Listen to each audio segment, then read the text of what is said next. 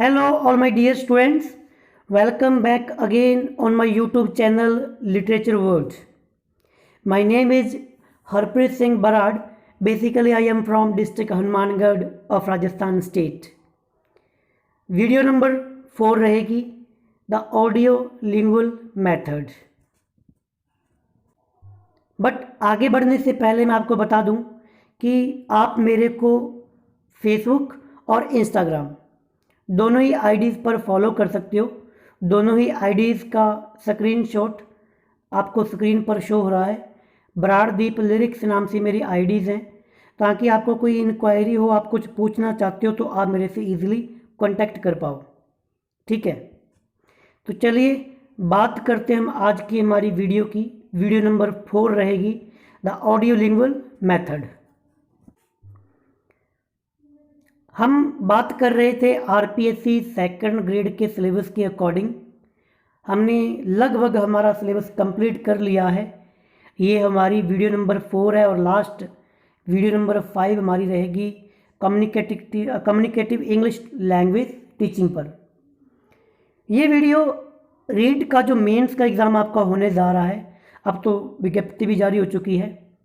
English के अपनी लगभग 7,000 के तकरीबन इंग्लिश की पोस्ट हैं वहाँ पर भी टीचिंग मेथड्स के अंदर ये टॉपिक आपके लिए बेनिफिशियल रहेगा। तो रीट वाले भी इस वीडियो को पक्का देखें। आरपीएससी सेकंड ग्रेड का तो आज जब मैं वीडियो रिकॉर्ड कर रहा हूँ तो 17 दिसंबर हो चुका है, और आपको पता है कि 22 को अपना जीके का पेपर रहेगा और 23 को अपना इंग्लिश का पेपर रहेगा। तो ध्यान से वीडियोस को देखें। आप क्विकली रिवीजन कर लीजिए, वीडियोस को डाउनलोड करके फास्ट स्पीड पर करके इनको देखिए, रिपीट कर दीजिए सारे का सारा सिलेबस। ठीक है, चलिए बात करते हैं टीचिंग मेथड की, ऑडियो लिंगुअल मेथड। बिल्कुल डिटेल के अंदर हम इस टॉपिक पर बात करेंगे। तो देखिए स्क्रीन पर, जैसे कि मैंने पिछली वीडियोस के अंदर भी मैंने ऐसा ही आपको पढ़ाया है। सबसे पहले तो मैं आपको हैंड रिटन जो नोट्स होते हैं वो आपको दिखाता हूँ, ताकि आप एक ओवरव्यू ले सको, क्योंकि वीडियोस तो काफ़ी लंबी होती है, 30-35 मिनट, कोई 25 मिनट की होती है। आपके लिए सारी वीडियो काम की है, मैं मानता हूँ, बट ज़्यादा इम्पोर्टेंट जो काम की चीज़ है वो स्टार्टिंग के अंदर होती है। ऑडियो लिंगुअल मेथड, जिसको हम ऑरल मेथड के नाम से जानते हैं, इसी को आर्मी मेथड के नाम से जाना जाता है, इसी को न्यू की मेथड के नाम से जाना जाता है। इसमें क्या होता है, a teaching method that focus listening and speaking. ये एक ऐसा मेथड है जिसमें कि लिसनिंग और स्पीकिंग पर बात की जाती है। ज़रा नाम पर गौर फरमाइए, ऑडियो। क्या होती है ऑडियो? यानी कि जब आप कुछ सुनते हो, और लिंगुअल यानी कि आपने कुछ सुना और बाद में कुछ लिंगुआ यानी कि बोलना है, तो हो गया ना लिसनिंग और speaking. Teaching method I to English, English to English. इसमें क्या होता है, इंग्लिश टू इंग्लिश बोला जाता है। ठीक है, इस मेथड में इंग्लिश टू इंग्लिश कम्युनिकेशन रहेगा, यानी कि आपकी टारगेट जो लैंग्वेज है वही यूज़ की जाएगी, mother tongue, no use of mother tongue. Teacher use dialogues in the method. इस मेथड में क्या होता है, टीचर डायलॉग्स यूज़ करता है। Whole class, smaller groups, individually. पूरी क्लास को कुछ स्मॉल ग्रुप्स के अंदर डिवाइड कर दिया जाता है, फिर इंडिविजुअली उनसे क्या होता है, आप टीचर कोई डायलॉग बोलता है, उसके पीछे बच्चे बोलते हैं। इसमें LSRW यानी कि लिसनिंग, स्पीकिंग, राइटिंग और रीडिंग और writing, each and every skill taught separately but mainly focus on listening and speaking. इसमें देखिए कोई भी मेथड में जितने पढ़े हैं, आप ये नहीं कह सकते कि भाई जब हमने ग्रामर ट्रांसलेशन मेथड को पढ़ा था कि वहाँ पर राइटिंग होती ही नहीं है। राइटिंग भी होती है, रीडिंग भी होती है, बट उसके अंदर अच्छा उसमें क्या था, रीडिंग को ज़्यादा एम्फेसाइज किया जा रहा था, रीडिंग और राइटिंग को। तो क्या वहाँ पर स्पीकिंग और लिसनिंग होती नहीं है? होती है, but as compare to reading and writing listening और स्पीकिंग कम होती है। क्योंकि जब बंदा कोई इंग्लिश पढ़ाएगा, कुछ ना कुछ तो इंग्लिश बोलेगा ही, पूरा सेंटेंस तो बोलेगा, बट मेनली टारगेट उसका क्या रहता है, हिंदी पर रहता है। बट इस मेथड के अंदर ओनली इंग्लिश, वो इंग्लिश स्पीकिंग करेगा, बच्चे उसको लिसन करेंगे, फिर बच्चे खुद स्पीक करेंगे, तो कुछ ना कुछ तो वो लिखेंगे भी, इंग्लिश रीडिंग भी तो करेंगे, बट ज़्यादा एम्फेसाइज कहाँ पे रहेगा, लिसनिंग और स्पीकिंग पर। इसमें क्या है कि students divided to learn the dialogues line by line, बच्चों को डायलॉग्स लर्न करवाए जाते हैं। लर्नर्स विल अब copy the teacher same to same, जैसा टीचर बोलता है वैसे बच्चे बोलते हैं। रट्टाफिकेशन आप इस पर कह सकते हो, जैसे टीचर ने कहा आई एम गोइंग, बच्चे बोलेंगे आई एम गोइंग। टीचर बोलेगा आई एम प्लेइंग, बच्चे बोलेंगे आई एम प्लेइंग। यानी कि टीचर जो बोल रहा है उसको बच्चे लिसन करेंगे, फिर बच्चे उस पर लिंगुआ यानी कि बोलेंगे, स्पीकिंग करेंगे। एक प्रकार की ऐसे वो रट्टा नहीं लगाते, बच्चों को पढ़ाते हैं अपने छोटी क्लासों में, वो है। वैसे भी मेरे अकॉर्डिंग ये जितने मेथड्स अपने पढ़ रहे हैं ना, ये अगर बच्चों छोटे बच्चों पे ज़्यादा अप्लाई किए जा सकते हैं। बड़ों पे तो बड़े बच्चों को समझ में आ ही जाता है, उन्हें तो ग्रामर भी जरूरी रहेगी, आपको ग्रामर भी पढ़ानी पड़ेगी उनको ट्रांसलेशन भी करना आना चाहिए, सारा कुछ चाहिए। ये मेथड्स प्राइमरी स्टेज पर ज़्यादा बेनिफिशियल रहते हैं, इफेक्टिव रहते हैं। Repetition of phrases and sentences until they learn, यानी कि जब तक वो बच्चा उस सेंटेंस को बोलना नहीं सीखेगा, उसको पीछे पीछे स्पीकिंग करवाते रहेंगे। इसका नाम क्या था? Army method. अरे आर्मी के अंदर सिखाते जवान बोलो, वही बात है। मतलब कि अमेरिका के अंदर, अगर मैं बताऊंगा, अमेरिका के अंदर सेकेंड वर्ल्ड वॉर के दौरान ये इस मेथड को इन्वेंट किया गया था, क्योंकि युद्ध में क्या था, कुछ 2-4 ज़्यादा नहीं, कोई 50-60 सेंटेंसेस बोलने पड़ते हैं, come here, go there, fire, तो उनको वो बुला बुला के रट्टा लगवाया गया था। वहीं से ये मेथड निकल के आया था कि audio lingual method. It is a mechanical method, it demands pattern practice, drilling and memorisation. इसमें आपको पैटर्न का प्रैक्टिस करवाई जाती है, ड्रिलिंग करवाई जाती है। ड्रिल यानी कि बार बार उसी सेंटेंस को रिपीट करवाना। मेमोराइजेशन क्या होता है? रट्टाफिकेशन, पीछे रट्टा लगाना उन सेंटेंस से, आप कुछ नहीं कर सकते, रट्टा लगाइए। Aural skills are used here. Aural यानी कि बोलने वाला, यानी कि ओनली स्पीकिंग। यार आजकल आईलेट्स के अंदर ये तो चलता है, आईलेट्स के अंदर स्पीकिंग में क्या है, पीछे पीछे आगे बंदा बैठा उसको बोलना होता है। स्पोकन क्लासेस के अंदर मेनली ऑरल को ड्रिल किया जाता है। ड्रिल की बार बार, ड्रिल मशीन होती है, गोल गोल घूमती है, उसी प्रकार उनको गोल गोल सेंटेंस घुमाते रहना है बार बार, जब तक बोलना ना आ जाए। रिपीटेशन होता है, जैसे कि टीचर, ये टी से है टीचर, टीचर कहेगा this is a cow, student कहेंगे दिस इज काओ, टीचर कहेगा दिस इज विंडो, बच्चे कहेंगे दिस इज विंडो। इस प्रकार आई होप समझ में आ गया होगा, ठीक है। रिपीटेशन होता है, बता दिया। इसमें इन्फ्लेशन होता है। इन्फ्लेशन यानी कि टीचर बोलेगा दिस डैट इज काओ, बच्चे कहेंगे डैट वॉज ए काओ, यानी कि थोड़ा सा वो चेंज कर लेंगे। टीचर, जब मैं इज कहूँगा आपको वॉज करना है, जैसे मैं कहूँगा दिस इज बुक, बच्चे कहेंगे डैट इज बुक, मतलब कि थोड़ा वो चेंज करना सीखेंगे। फिर रिप्लेसमेंट की जाती है, रिप्लेसमेंट की टोटली चेंज कर देंगे। जैसे मैंने कहा कि जहाँ पे लिखा टी यानी कि टीचर कहेगा डैट इज काओ, बच्चे कहेंगे डैट इज ए मंकी। तो इसमें रिपीटेशन तो बिल्कुल सेम सेंटेंस रिपीट करना। जब बच्चा रिपीटेशन करना सीख जाता है, फिर उसको इन्फ्लेशन सिखाया जाता है, यानी कि थोड़ा बहुत चेंज करके। और रिप्लेसमेंट यानी कि आपको या तो उसका आप सब्जेक्ट चेंज कर दीजिए, जैसे मैंने कहा आई एम कमिंग, बच्चे कहेंगे यू आर कमिंग, क्योंकि सेंटेंस को घुमाना है, ठीक है। नंबर 4 पे है इसके अंदर रीस्टेटमेंट यानी कि पुनः कथन। यहाँ पे हिंदी वाले वर्ड लिख रखे हैं, रिप्लेसमेंट यानी कि प्रतिस्थापन कर देना। रीस्टेटमेंट यानी कि जैसे बच्चे ने कहा, टीचर कहेगा tell me to go outside, कि मुझे ये कह के दिखाओ, कि मुझे ये कहो कि मुझे बाहर जाओ, तुम कैसे कहोगे? तो बच्चे कहेंगे गेट आउट, बट होगा बेटा इंग्लिश के अंदर ही, ये रखना, मैं तो हिंदी के अंदर आपको बता रहा हूँ, ठीक है। डीमेरिट्स क्या है इसकी हम आगे बात कर लेंगे, बट थोड़ा पढ़ देता हूँ, ठीक है। यहाँ पर आपको सिर्फ समझना है, क्योंकि आगे फिर टोटल इंग्लिश आएगी, वहाँ पे स्लाइड्स शो की जाएंगी, फिर आपको सर अब क्या समझे इसके अंदर। अगर ये बातें अब समझ में आ गई, आगे आने वाली स्लाइड्स आपको पक्का मैं कहूँगा याद हो ही गई, ये समझ लो, ठीक है।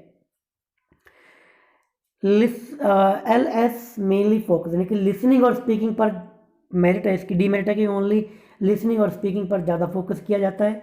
Note more focus on the vocabulary, आप वोकेबलरी फोकस नहीं कर सकते, क्योंकि अगर वोकेबलरी पर जाओगे फिर वही बात, इंग्लिश इतने सेंटेंस कितने का रट्टा मरवाओगे, नहीं मरवा सकते आप। Suitable only for lower classes, छोटे बच्चों के लिए बढ़िया, मैंने स्टार्टिंग में कह दिया था। जैसे छोटे बच्चों को अपने इधर क्या पहाड़े याद करवाए जाते हैं, अनार याद करवाया जाता है, ABC याद करवाई जाती है, वही वाली बात है, पहाड़े याद करवाए जाते हैं। वही है ऑडियो। एक बच्चा सामने खड़ा होकर बोलता है, बाकी सारे पीछे बोलते हैं, बस वो समझ लो वो बच्चा नहीं, वो टीचर है। यहाँ पर टीचर बोलेगा, पीछे बच्चे बोलेंगे। जैसे बोल लो बच्चों, A for apple, A for apple, B for boy, B for boy. ये वाला जो कंडीशन है, आप रियल क्लासेस के अंदर आप इसको रियलाइज कर सकोगे। नॉर्मली ये बातें पीछे रिपीट करना। वेल सिलेक्टेड सेंटेंसेस पैटर्न, इसमें क्या है कि आपको कुछ सेंटेंसेस का स्ट्रक्चर ही, पैटर्न ही सिलेक्ट करना पड़ेगा। जैसे पिछले मेथड के अंदर देखा था स्ट्रक्चरल अप्रोच, क्योंकि वो अप्रोच थी। इसके अंदर उस अप्रोच में आप इस मेथड को यूज़ कर सकते हो। मैंने उसमें उसके अंदर कहा था कि अप्रोच बड़ी होती है, अप्रोच के अंदर मेथड आ सकते हैं। इसके अंदर उस अप्रोच के अंदर आप इस मेथड को यूज़ कर सकते हो। अब हम डिटेल के अंदर बात करेंगे, ठीक है, आपकी बिल्कुल स्लाइड टू स्लाइड बात करने वाले हैं। Introduction. Audiolingual method is a method used for teaching foreign language. इसको फॉरेन लैंग्वेज के लिए यूज़ किया गया। Where students are made to listen to teacher speak using the target language and then repeat after a teacher in order to learn the target language. Teacher बोलता है, बच्चे पीछे बोलते हैं। The mother tongue is not used inside the class as a focus on the target language.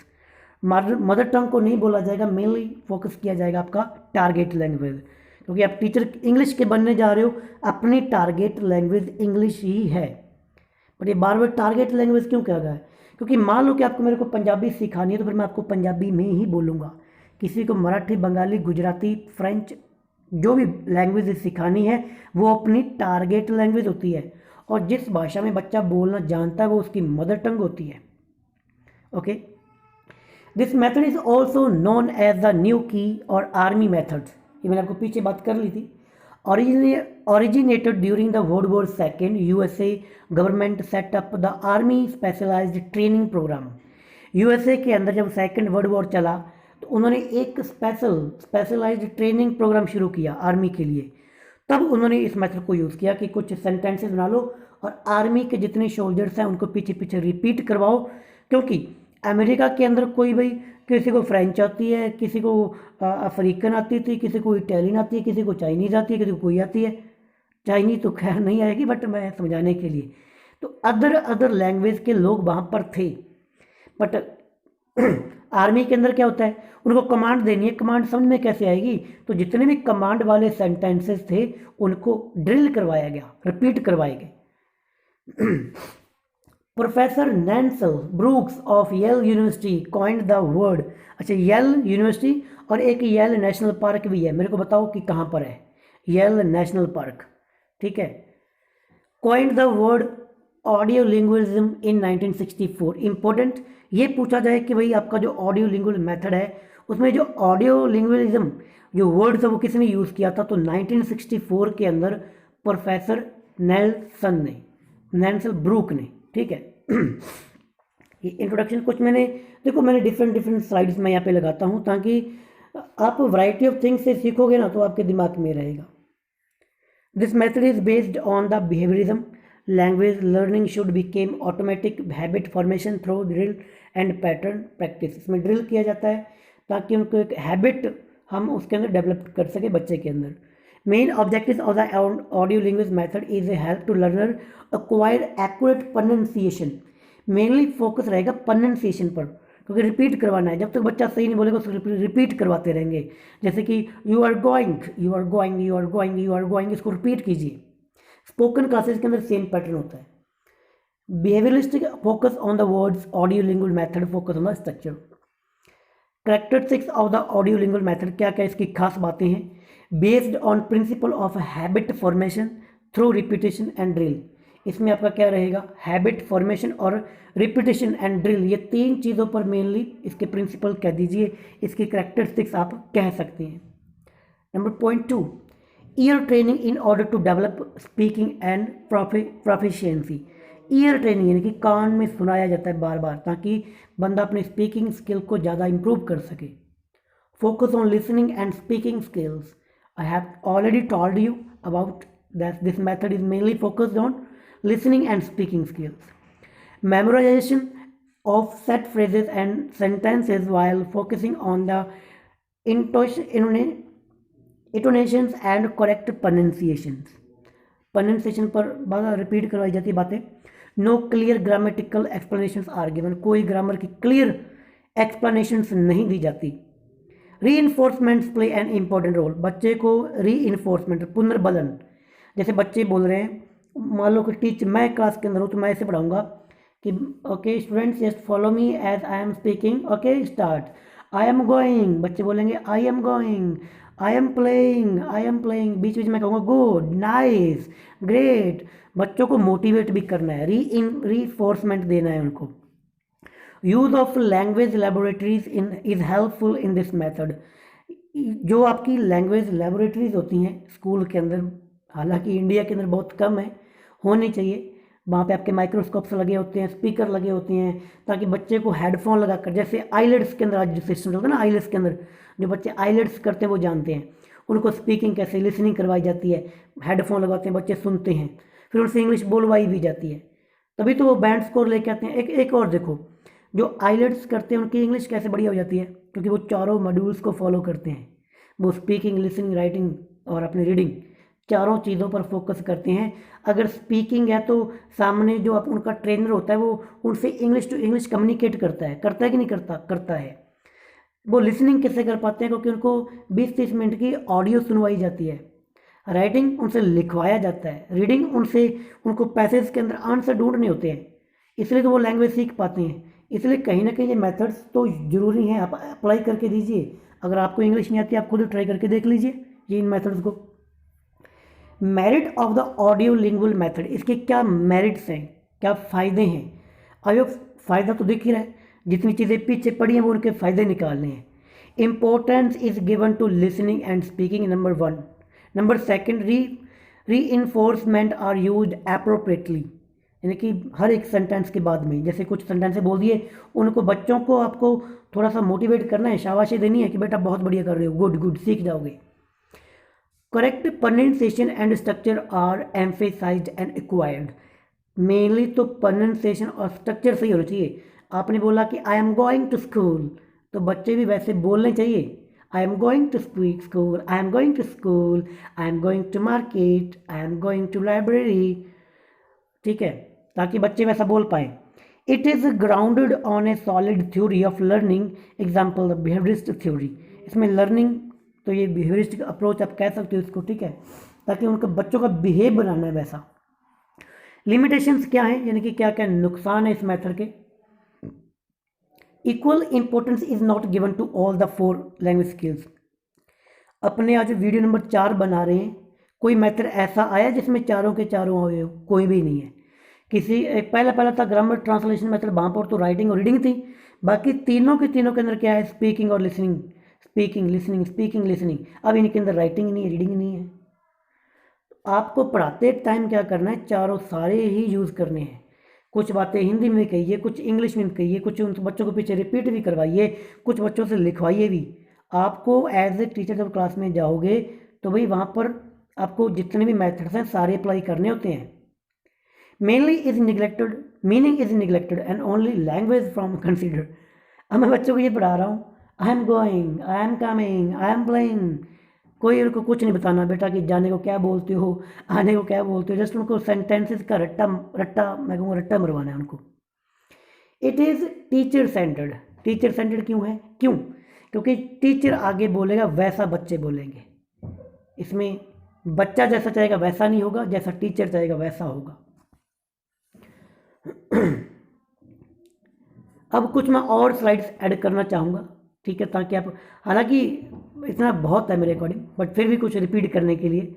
Audio lingual method, जैसे introduction की मैं थोड़ी बात कर लेता हूँ, क्योंकि यहाँ से क्वेश्चंस बनने के चांसेस ज़्यादा रहते हैं। The audio lingual method was developed in the United states during world war II. At that time there was a need for people to learn foreign language rapidly for military purpose. ये पीछे पढ़ लिया। The grammar translation method did not prepare people to use the target language, while communication is the target language was the goal of the target method.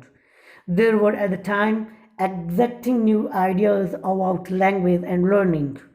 जो grammar translation method था उसके अंदर भाई कमियाँ थी, इसलिए इस मेथड को भी लेके आएंगे।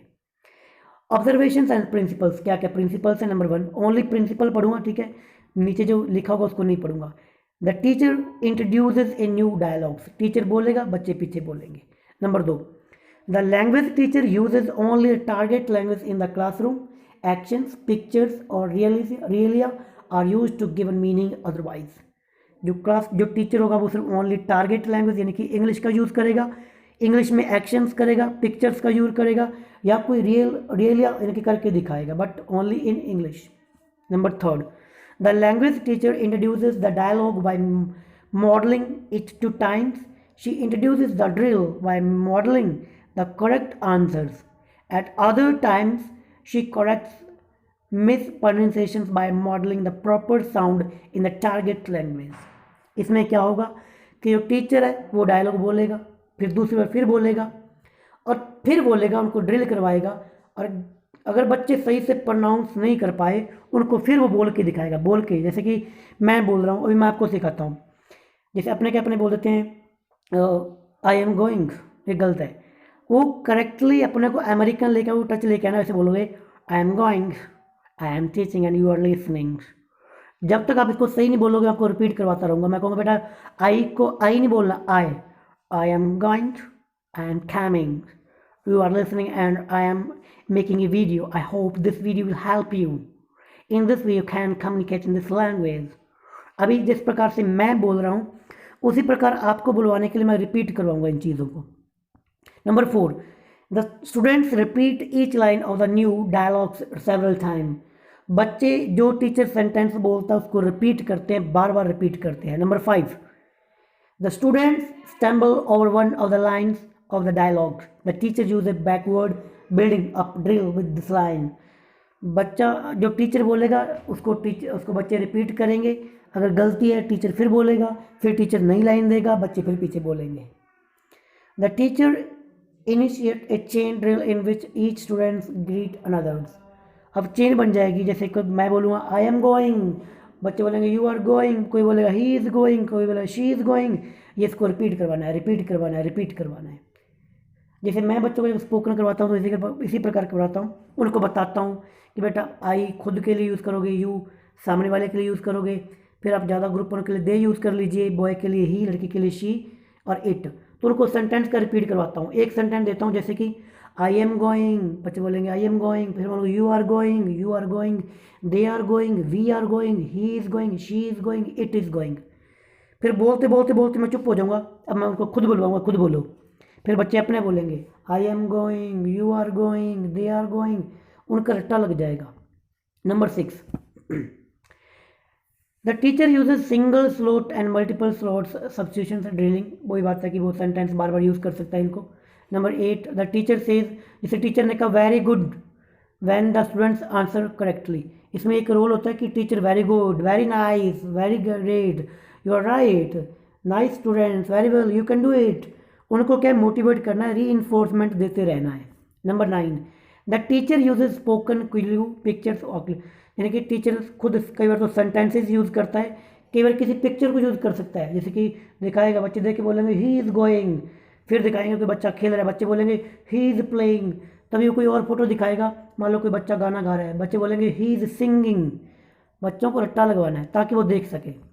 Number 10, the teacher conducts transformation and the question and answer drill. इसमें क्वेश्चन आंसर होते हैं, जैसे मैं बोलूँगा व्हाट आर यू डूइंग, बच्चे कहेंगे I am, we are playing, okay, what we are listening English, okay, how are you, we are okay, what are you doing, we are sitting, okay, what is your favourite subject, my favourite subject is English. इस प्रकार से question answer. Number 11, the teacher provide the students will cue, वही बात repeat हो रही है, इसको मैं नहीं पढ़ूंगा।